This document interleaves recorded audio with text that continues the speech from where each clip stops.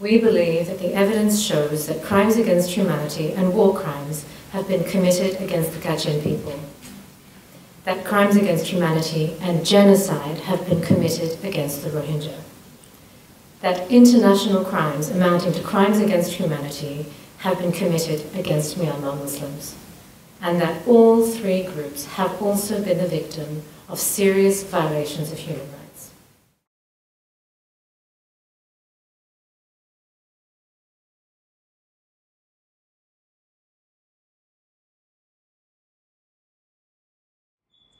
The People's Permanent Tribunal is very significant because what has happened here in Kuala Lumpur is that the evidence, the facts of the war crimes, crimes against humanity, and genocide against people in Myanmar, the Rohingya, the Kachin, the Muslim population, and others, has been exposed to the world.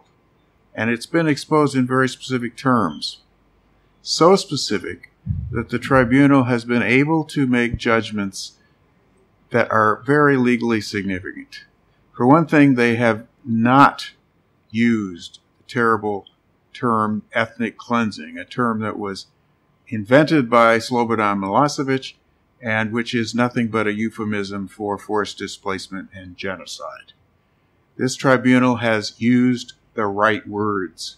It has said this is genocide. And I believe that is a very significant result. I hope that the result also will lead to action by the world's governments to prevent and stop this. When we've seen when ethnic cleansing as a word has been used, there is never action. However, when the tipping point occurs, when people in government, in policy positions, begin to use the word genocide, action can be taken to stop it. And this tribunal has recommended 17 specific actions that need to be taken, including strong sanctions against the leaders and other people who are committing these crimes. They are recommending strong action to implement the recommendations of the Kofi Annan Commission and others that full citizenship rights be granted to all people born and naturalized in the country of Myanmar, that recommendation be immediately implemented, that all of the people who have fled Myanmar in the face of this forced displacement and genocide be allowed to come back and go back to their homes. This is a very significant judgment.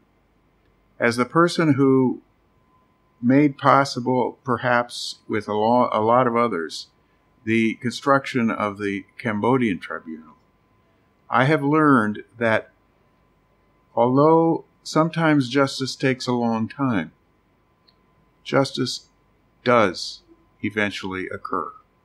That no tyrannical regime is forever. And that eventually those who are committing these crimes may be brought to justice. That is a matter for political will of the world's leaders, and I hope they will exercise it.